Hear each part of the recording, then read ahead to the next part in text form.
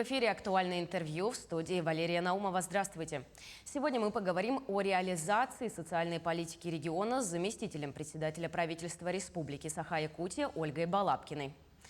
Ольга Валерьевна, здравствуйте. Расскажите, пожалуйста, в этом году мы празднуем столетие образования ЯССР.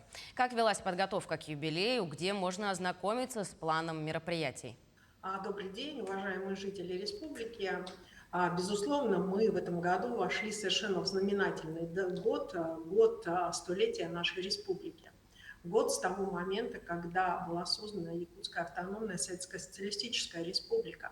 И сегодня мы говорим об этой дате как о дате определенного рода вехи и подведения итогов. Ну и, соответственно, конечно же, мы смотрим в будущее, какие задачи будут поставлены у нас перед нами в будущем. План мероприятий по столетию был утвержден еще 3 года назад. Имеется соответствующий российский оргкомитет по столетию республики. Определены ряд позиций, которые осуществляются с финансированием из федерального бюджета, из республиканского бюджета и, соответственно, на уровне муниципальных образований. Отдельно я хочу поблагодарить общественные организации, которые активно также включились в мероприятия по столетию республики. Ведь само по себе вот это вот столетие – это прежде всего этап, по которому мы ставим задачи на будущее. И сегодня в послании главы Республики Саха-Якутия Айсена Сергеевича Николаева в части социальной политики определены приоритеты. Десятилетие здоровья определено еще было в прошлом году. В этом году мы его продолжаем с точки зрения и модернизации и улучшения нашего первичного звена здравоохранения, оказания помощи, улучшение помощи социальной для категории граждан, которым эта помощь необходима. Прорывом, по моему мнению, в социальной политике являются те меры демографической поддержки, которые определил глава республики Айсен Сергеевич Николаев. Потому что в основном все меры, которые были до этого, они касались граждан, которые имеют доход ниже прожиточного минимума. Сегодня же помощь и поддержка оказывается всем молодым семьям, независимо от их дохода, именно с целью стимулирования рождений. Кроме того, достаточно четкая ведется программа по увеличению продолжительности жизни. Да, существующая пандемия вносит определенные коррективы, но, тем не менее, политика, которая связана с увеличением продолжительности жизни на территории республики, она продолжается. Вот это вот, наверное, базовые позиции в социальной политике в столетии республики. В честь знаменательной даты с 1 января началась реализация инициативы главы региона о целевом капитале «Дети столетия». Данная инициатива будет действовать только в юбилейный год. И расскажите, как могут распорядиться сертификатом родители малыша? Данная инициатива действительно определена на год столетия, на 2022 год, и была определена главой именно как целевой капитал. Целевой капитал может быть использован семьей по тем же правилам, как и материнский капитал, который был до этого. Кроме того, есть ряд направлений, как, например, использование этого целевого капитала для вкладов в банковские учреждения, для получения определенного рода накопительного капитала для детей в будущем. И есть ряд позиций, в том числе его использования, которое возникает в семьях в частном порядке, например, по дорогостоящему лечению, которое не входит в программу территориального фонда медицинского страхования. 2022 год объявлен годом матери. Какие мероприятия запланированы в рамках этого года? Я думаю, что прежде всего соответственно, год матери для нас – это не мероприятийный год. Не обязательно проводить мероприятия. Год матери – это прежде всего осознание нами самими той роли, которую играет мама в нашей жизни. Для нас, для каждого, соответственно, это действие каждого гражданина республики, определенное напоминание о том, чтобы мы берегли своих матерей, о том, чтобы мы как можно больше времени проводили со своими матерями. Безусловно, пройдет съезд женщин и форум дальневосточных женщин, который переносился несколько раз из-за условий пандемии, на котором будут определены новые, в том числе, направления и стратегии в развитии и поддержке материнства на территории республики.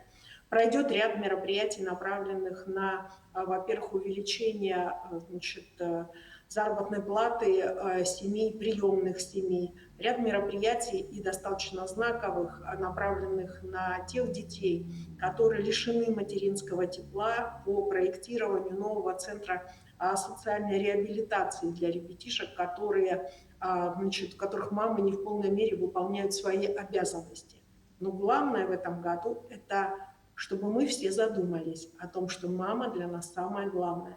Это год каждого из нас. Ольга Валерьевна, расскажите, пожалуйста, как меры поддержки семей с детьми сказываются на демографии региона?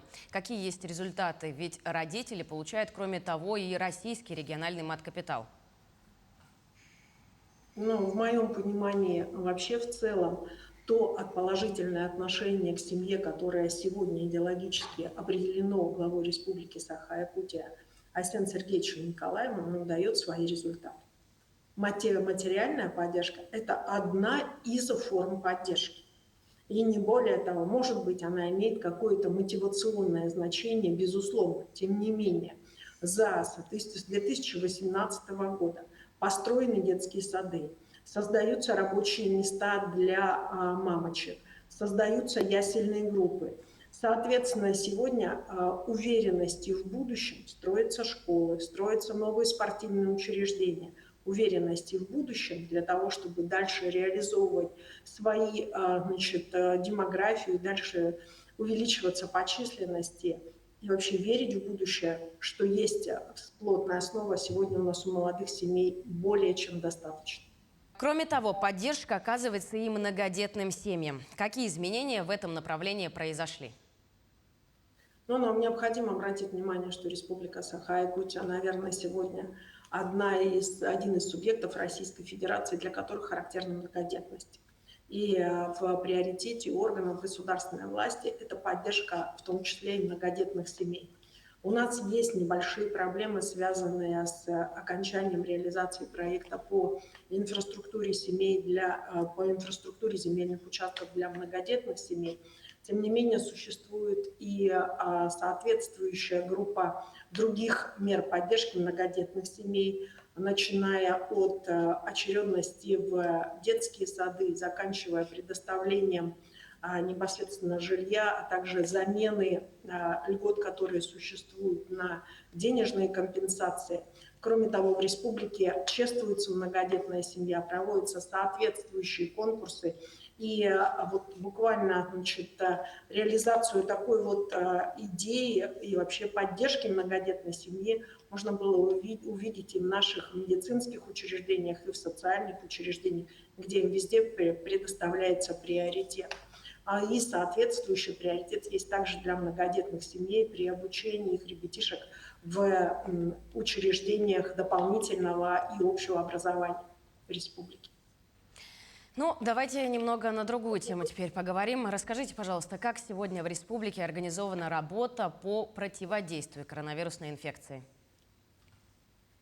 Работа по противодействию коронавирусной инфекции в республике организована четко по плану, который координируется с планом правительства Российской Федерации. Существуют действующие органы, постоянно действующие органы, которые работают постоянно. Это соответствующие оперативные штабы на уровне муниципальных образований и, соответственно, оперативный штаб на уровне главы Республики Саха-Якутия. Суть оперативного штаба достаточно проста. Это принятие решений при возникновении нестандартных ситуаций и при необходимости в координировании действий разных служб в случае возникновения каких-то событий, которые уже сегодня для нас являются непрогнозируемыми. Поэтому на настоящий момент необходимо обратить внимание на то, что план реализуется, все учреждения приведены в режим повышенной готовности и, соответственно, работают. Но, как мы знаем, у нас в республику доставлена первая партия детской вакцины. Расскажите, пожалуйста, как будет проводиться вакцинация детей, все ли районы охвачены, будет ли хватать этой самой вакцины? Вакцины, безусловно, будет хватать, но любая поставка вакцины, особенно тогда, когда она появляется первой, она идет в ограниченном количестве, поэтому сейчас первая поставка вакцины в составе 700 доз, которая поступила в республику, будет направлена лишь только в ряд улусов, и в приоритете она будет доступна прежде всего для детей медицинских работников и для детей тех, значит, отраслей, которые работают непосредственно с коронавирусной инфекцией, для того, чтобы нам, значит, иметь постоянный состав населения, населения профессионалов, которые будут работать на местах. Значит, детская вакцинация действительно стартует у нас в ближайшие дни. Соответственно, в течение, наверное, суток сегодня мы дадим информацию, как по записи можно попасть на детскую вакцинацию. Это исключительно добровольная, значит, ситуация, соответствующие беседы организационные, соответствующую информацию через образовательные учреждения нами, органами государственной власти, была произведена. Соответственно, это исключительно добровольное дело самих родителей. А как решается вопрос с нехваткой медицинских кадров в нашем регионе? Нехватка медицинских кадров является не только проблемой Республики Саха-Якутия, и вообще заполняемость медицинских кадров, она решается разными путями, в том числе и внутренними передвижками кадров внутри республики для решения проблем локального характера и стратегическими задачами. На федеральном уровне это соответствующие проекты «Земский доктор», «Земский фельдшер». Так, например, по данному проекту в прошлом году у нас пришло 88 медицинских работников.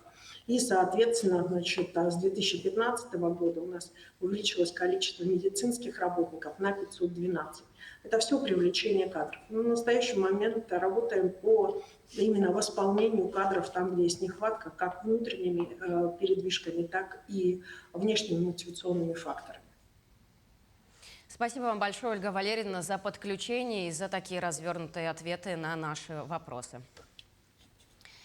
Ну а я напомню, что сегодня мы разговаривали о реализации социальной политики региона с заместителем председателя правительства Республики Саха-Якутия Ольгой Балапкиной. Всего доброго.